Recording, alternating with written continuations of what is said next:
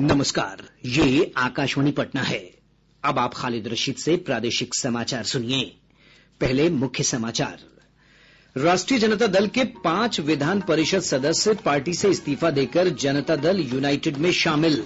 Party से नाराज चल रहे वरिष्ठ नेता रघुवंश प्रसाद सिंह ने भी उपाध्यक्ष पद से इस्तीफा दिया। जदयू और राजद ने विधान परिषद के द्विवार्षिक चुनाव के लिए 3-3 उम्मीदवार तय किए। राज्य में कोविड-19 महामारी से मरने वालों की संख्या बढ़कर 54 हुई। संक्रमित लोगों की संख्या 7,974 पहुंची। और मौसम विभाग ने कल से उत्तर और पूर्वी बिहार में भारी बारिश का अलर्ट जारी किया है। गंडक नदी का जलस्तर गोपालगंज में खतरे के निशान के पार पहुंचा। अब समाचार विस्तार से। राष्ट्रीय जनता दल के 5 विधान परिषद सदस्य पार्टी से इस्तीफा देकर जनता दल यूनाइटेड में शामिल हो गए हैं। विधान परिषद के कार्यकारी सभापति अवधेश नारायण सिंह ने इन 5 पार्षदों को जदयू सदस्य के रूप में मान्यता दे दी है। गौरतलब है कि दिलीप राय, राधा चरण शाह, संजय प्रसाद, कमरे आलम और रणविजय सिंह काफी दिनों से राजद नेतृत्व से नाराज चल रहे थे। इसके साथ ही विधान परिषद में राजद सदस्यों की संख्या घटकर मात्र 3 रह गई है। वहीं परिषद में जदयू के अब 26 सदस्य हो गए हैं। इधर राष्ट्रीय जनता दल को आज एक और झटका लगा जब पार्टी के राष्ट्रीय उपाध्यक्ष रघुवंश प्रसाद सिंह ने अपने पद से इस्तीफा दे दिया। पूर्व केंद्रीय मंत्री श्री सिंह इन दिनों कोरोना पॉजिटिव होने के बाद पटना के अखिल भारतीय आयुर्विज्ञान संस्थान एम्स में इलाजरत हैं। उन्होंने वहीं से पार्टी के राष्ट्रीय उपाध्यक्ष पद से अपना इस्तीफा राजद के शीर्ष नेतृत्व को भेज दिया है। वो अपने राजनीतिक प्रतिद्वंदी रामा किशोर सिंह उर्फ रामा सिंह को राजद में शामिल करने का विरोध कर रहे हैं। इधर 29 जून को रामा सिंह का लोजपा छोड़कर राजद में शामिल होने का कार्यक्रम तय है। गौरतलब है कि रामा सिंह को पिछले लोकसभा चुनाव में लोजपा ने वैशाली संसदीय क्षेत्र से टिकट नहीं दिया था। इधर भाजपा के वरिष्ठ नेता और स्वास्थ्य मंत्री मंगल पांडेय ने राष्ट्रीय जनता दल में मचे राजनीतिक उठापटक पर कहा है कि जल्द ही बड़ी संख्या में विधायक भी एनडीए में शामिल होंगे। राजद ने बिहार विधान परिषद की 9 रिक्त सीटों के लिए होने वाले द्विवार्षिक चुनाव के लिए अपने उम्मीदवारों के नाम तय कर लिए हैं। पार्टी सूत्रों से मिली जानकारी के अनुसार बिस्कोमान अध्यक्ष सुनील सिंह, मुंबई के जाने माने व्यापारी फारूक शेख और पार्टी के अति पिछड़ा प्रकोष्ठ के अध्यक्ष रामबली सिंह चंद्रवंशी के नाम पर अंतिम रूप से मुहर लगी है। इधर खबर आ रही है कि जदयू ने भी अपने 3 उम्मीदवारों के नाम तय कर लिए हैं, जिनकी औपचारिक घोषणा की जानी है। पार्टी ने गुलाम गौस, कुमुद वर्मा और भीष्म सहनी को विधान परिषद के द्विवार्षिक चुनाव के लिए उम्मीदवार बनाया है। प्रदेश में कोविड-19 महामारी से मरने वालों की संख्या बढ़कर 54 हो गई है। स्वास्थ्य विभाग ने आज 2 और लोगों की मृत्यु की पुष्टि की है। इधर राज्य के विभिन्न क्षेत्रों से कोरोना संक्रमण के 81 नए मामले सामने आए हैं, जिसके बाद संक्रमितों की कुल संख्या 7,974 हो गई है। स्वास्थ्य विभाग से प्राप्त जानकारी के अनुसार संक्रमण के सबसे अधिक 30 नए मामले समस्तीपुर में सामने आए हैं। बांका में 9 मामलों की पुष्टि हुई है। वैशाली, पटना तथा औरंगाबाद में 5-5, लखीसराय, मधुबनी, सीवान और सुपौल में 4-4, जबकि भागलपुर में 3 नए मामले सामने आए हैं। जमुई और मधेपुरा में 2-2 तथा भोजपुर, दरभंगा, जहानाबाद और सारण में 1-1 मामले की पुष्टि हुई है। इधर विभागीय अधिकारियों ने बताया कि प्रदेश में अब तक 6,000 मरीज संक्रमण मुक्त होकर अपने घरों को लौट चुके हैं। वहीं राज्य में लगभग 1,70,000 नमूनों की जांच की गई है। स्वास्थ्य और परिवार कल्याण मंत्रालय ने बताया कि देश में कुल 14,933 नए मामले आने के साथ कोविड-19 महामारी से संक्रमितों की कुल संख्या बढ़कर 4,40,215 हो गई है। वहीं इस महामारी से स्वस्थ होने की दर 56.37% हो गई है। अब तक 2,48,190 संक्रमित रोगी ठीक हो चुके हैं। पिछले 24 घंटों के दौरान 10,994 रोगी स्वस्थ हुए। वर्तमान में 1,78,014 लोगों का इलाज चल रहा है। इस महामारी से अब तक 14,011 लोगों की मृत्यु हुई है। सभी राज्यों और केंद्र शासित प्रदेशों में सरकारी कोविड अस्पतालों को 50,000 मेड इन इंडिया वेंटिलेटर की आपूर्ति के लिए पीएम केयर्स फंड ट्रस्ट से 2,000 करोड़ रुपए आवंटित किए गए हैं। 50,000 वेंटिलेटर में से 30,000 वेंटिलेटर भारत इलेक्ट्रॉनिक्स लिमिटेड द्वारा निर्मित किए जा रहे हैं। अब तक 2,923 वेंटिलेटर का निर्माण किया गया है और इनमें से 1,340 वेंटिलेटर राज्यों और केंद्र शासित प्रदेशों में पहुंचा दिए गए हैं। ये वेंटिलेटर महाराष्ट्र, दिल्ली, गुजरात, बिहार, कर्नाटक और राजस्थान को दिए गए हैं। इस महीने के अंत तक सभी राज्यों और केंद्र शासित प्रदेशों में अतिरिक्त 14,000 वेंटिलेटर पहुंचा दिए जाएंगे। इसके अलावा प्रवासी मजदूरों के कल्याण के लिए राज्यों और केंद्र शासित प्रदेशों को 1,000 करोड़ रुपए पहले ही जारी किए जा चुके हैं। इस सहायता का उपयोग प्रवासियों के आवास, भोजन, चिकित्सा उपचार और परिवहन की व्यवस्था के लिए किया जाएगा। भूपेंद्र सिंह, आकाशवाणी समाचार, दिल्ली। कोविड-19 महामारी के मद्देनजर बिहार सरकार ने केंद्र से प्रधानमंत्री गरीब कल्याण योजना के तहत गरीबों के लिए जुलाई, अगस्त और सितंबर माह में भी मुफ्त खाद्यान्न के आवंटन का अनुरोध किया है। उप मुख्यमंत्री सुशील कुमार मोदी ने कहा कि उन्होंने इस संबंध में केंद्रीय गृह मंत्री अमित शाह से फोन पर बातचीत की।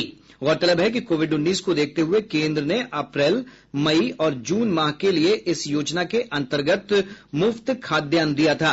इसके तहत प्रत्येक गरीब व्यक्ति को 5-5 किलो खाद्यान्न और 1-1 किलो दाल दी जा रही है।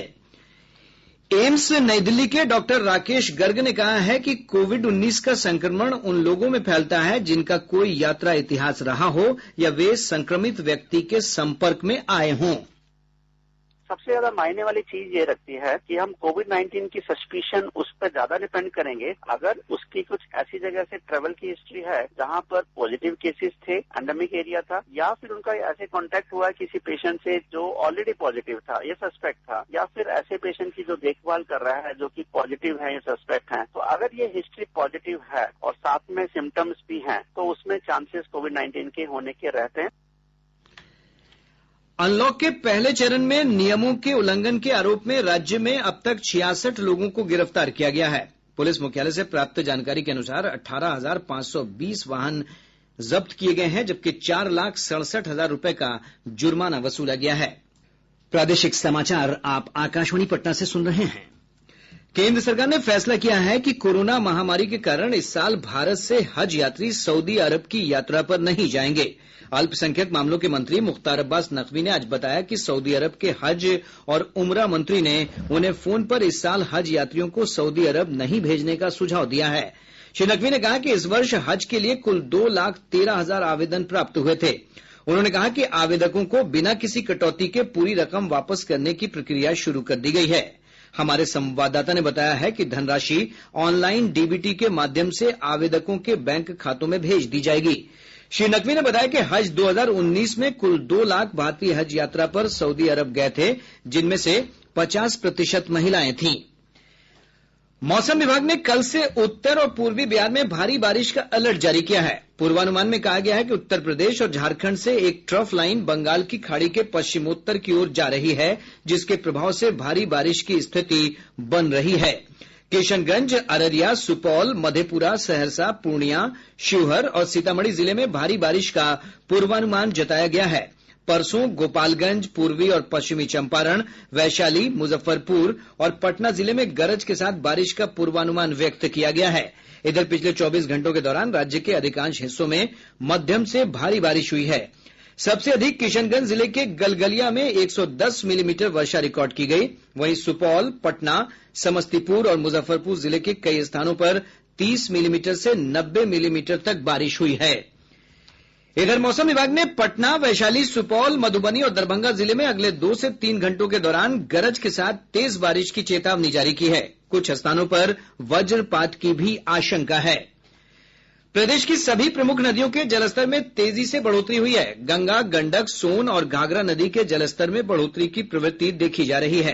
केंद्रीय जल आयोग से प्राप्त रिपोर्ट के अनुसार गंडक नदी गोपालगंज जिले के डुमरिया घाट पर खतरे के निशान को पार कर गई है। आज नदी का जलस्तर 62.22 मीटर रिकॉर्ड किया गया है। इधर वाल्मीकि नगर गंडक बराज से 2 दिन के भीतर 2 लाख क्यूसेक पानी छोड़े जाने के बाद पश्चिम चंपारण जिले में कई इलाकों में बाढ़ का खतरा मंडराने लगा है, जबकि गंडक बराज के दाहिने तटबंध पर पानी का दबाव बढ़ गया है। इधर नेपाल से अनुमति मिलने के बाद बाढ़ निरोधक कार्य और तटबंधों को मजबूत करने का काम शुरू किया जा रहा है। वहीं लगातार बारिश के कारण अररिया जिले के जोकीहाट प्रखंड में केसरा पुल क्षतिग्रस्त हो गया है। इसके चलते किशनगंज और अररिया को जोड़ने वाले सड़क मार्ग पर आवाजाही ठप हो गई है। अब लोगों को किशनगंज और पश्चिम बंगाल जाने के लिए पूर्णिया के रास्ते जाना पड़ रहा है। मुख्यमंत्री नीतीश कुमार ने पिछले वर्ष बाढ़ से सबसे अधिक प्रभावित क्षेत्रों में कटाव निरोधक कार्य और सुरक्षा उपाय पूरे करने पर जोर दिया है। मुख्यमंत्री ने कोसी, गंडक, कमला बलान नदियों की बाढ़ से प्रभावित क्षेत्रों में राहत कार्य की तैयारियों को पूरा करने को कहा है। इस वर्ष कमला बलान की बाढ़ से प्रभावित क्षेत्रों में तटबंधों की सुरक्षा स्टील की चादरों से की जा रही है। गौरतलब है कि पिछले वर्ष कमला बलान में उफान के कारण मधुबनी जिले में कई तटबंध और सुरक्षा बांध ध्वस्त हो गए थे, जिससे झंझारपुर, लखनौर, मधेपुर, लदनिया और जयनगर जैसे प्रखंडों में भारी तबाही हुई थी। बाढ़ के समय बचाव और राहत कार्य में सहयोग के लिए एनडीआरएफ ने अपनी 13 टीमों को विभिन्न जिलों में तैनात किया है। एनडीआरएफ की 9वीं बटालियन के जवान पटना के अलावा कटिहार, अररिया, सुपौल, किशनगंज, दरभंगा और मुजफ्फरपुर में तैनात रहेंगे। इसके अलावा आधुनिक उपकरणों और सुविधाओं से लैस एनडीआरएफ की टीम गोपालगंज, पूर्वी चंपारण, पश्चिमी चंपारण, छपरा और बक्सर में भी अभी से ही स्थिति पर नजर रख रही है। लद्दाख की गलवान घाटी में चीनी सेना के साथ हिंसक झड़प में भोजपुर जिले के शहीद जवान चंदन कुमार के परिजनों से उप मुख्यमंत्री सुशील कुमार मोदी ने आज मुलाकात की। श्री मोदी ने जगदीशपुर स्थित सेना के जवान के पैतृक गांव में जाकर उनके परिवार को राज्य सरकार की सहायता राशि का चेक सौंपा। राज्य सरकार ने सेना के हर शहीद जवान के निकटतम आश्रितों के लिए 36 लाख रुपए सहायता के रूप में मंजूर किए हैं।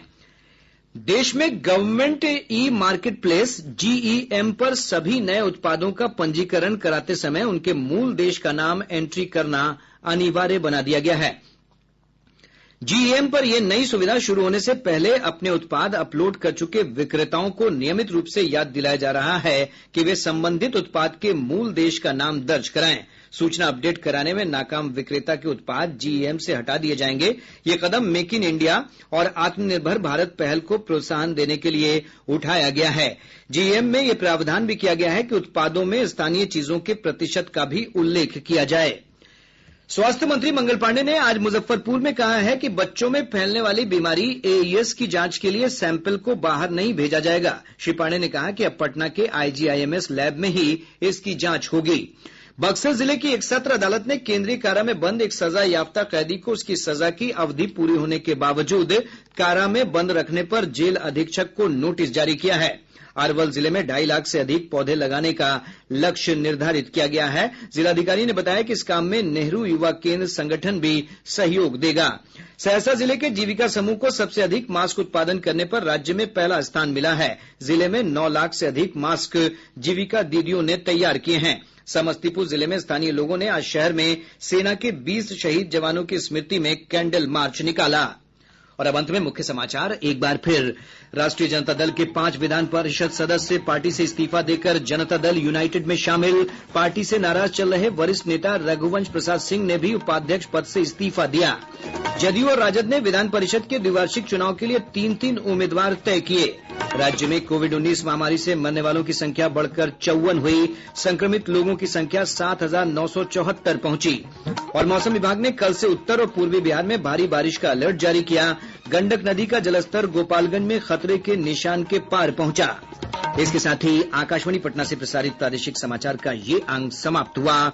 घर में रहिए, सुरक्षित रहिए और सुनते रहिए आकाशवाणी।